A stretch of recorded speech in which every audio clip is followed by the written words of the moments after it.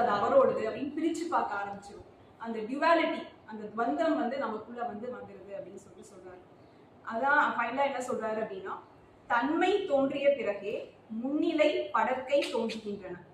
So கிளாஸ்ல ஒருத்தர் first mark அப்படின்னு சொன்னா ஆட்டோமேட்டிக்கா அது என்னன்னா கண்டிப்பா தெரியும் அடுத்து செகண்ட் மார்க் இருக்கு, லாஸ்ட் மார்க் வரைக்கும் இருக்கு அப்படின்னு.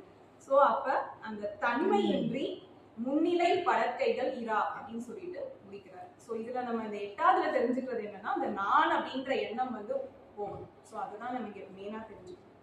அடுத்து வந்து 10வது வந்து இந்த மனம் வந்து எப்படி வந்து அடங்கும். ஸோ மனத்தை வந்து எப்படி அடக்க முடியும் அப்படின்னா, நான் யார், அந்த நான் தான் ஃபர்ஸ்ட் பார்த்தோம் 9வதுல.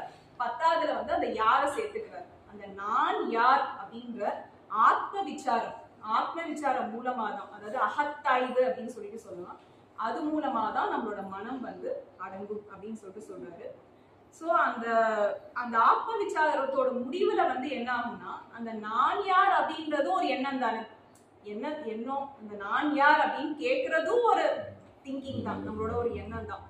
அந்த நான் யார் அப்படின்ற எண்ணமும் கடைசியில காணாம போயிடும். ஸோ அதுதான் இதோட ஹைலைட். இதுல அவர் அந்த சொல்ற வேர்ட்ஸ் வந்து அந்த டேர்ம்ஸ் ரொம்ப பியூட்டிஃபுல்லா இருக்கு. அதுக்கு ஒரு எக்ஸாம்பிள், ஒரு உவமை மாதிரி ஒன்று கொடுக்குறாரு. நான் யார் என்னும் நினைவு மற்ற நினைவுகளை எல்லாம் அழித்து பிணல் சுடு தடி போல் முடிவில் தானும் அழி. ஒரு பிணத்தை சுடுறதுக்கு யூஸ் பண்ணக்கூடிய ஒரு குச்சி வந்து ஃபைனலா வந்து அதையும் அந்த நெருப்புல போட்டுருவாங்க, அதுவும் அந்த நெருப்புல அழிஞ்சு போயிடும். ஸோ இதுதான் ஒரு பியூட்டிஃபுல்லான இருக்கு. ஸோ அடுத்து நான் யார் அப்படின்ற விசாரம், அந்த நான் யார்ன்ற விசாரமும் ஃபைனலா காணாம போயிடும். ஸோ அந்த இடத்துலதான் நம்ம வந்து போய் அடையணும் அப்படின்னு சொல்றாரு. தேடலின் முடிவில் தேடி சென்றவன் காணாமல் கரைந்து போகிறான். ஸோ இந்த லைன்ஸ் வந்து அப்பா சொல்லி கொடுத்தது. ஸோ அதுவும் வந்து எனக்கு ரொம்ப ரொம்ப பிடிச்சிருந்தது. ஸோ அது எல்லாம் அந்த நான் யாருன்ற எண்ணமும் டோட்டலா கரைஞ்சு போனாதான் நமக்கு அந்த ஆத்ம தரிசனம் வந்து கிடைக்கும் அப்படின்னு சொல்லிட்டு ரமணர் வந்து சொல்றாரு. அடுத்தது 11வது, நான் யார் என்ற நினைவை சதா காலமும் பிடிக்கும் உபாயம் என்ன. ஸோ இதுல நிலைச்சு நிக்கணும் அப்படின்னா நம்ம வந்து என்ன பண்ணணும் அப்படின்னு சொல்லிட்டு கேட்கிறாங்க. ஸோ ஒரு எண்ணம் வந்து எழம்போது நம்ம என்ன பண்ணக்கூடாதுன்னா அதுக்கு பின்னாடியே போயிடக்கூடாது.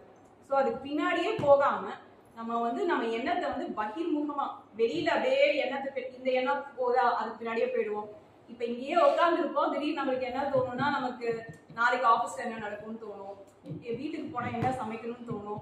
ஸோ அப்ப என்ன பண்றோம், நம்ம எண்ணம் வருது, அது பின்னாடி இந்த பக்கம் ஒரு எண்ணம், ஒரு நேரத்துல நம்ம கிட்ட இருந்து ஆயிரக்கணக்கான எண்ணங்கள் வந்து உள்ள வந்துட்டே இருக்கு. ஸோ அதுக்கு பின்னாடியே நம்ம பகிர்முகமா வந்து நம்ம போயிட்டே இருக்கக்கூடாது. அதுக்கு பதிலாக நம்ம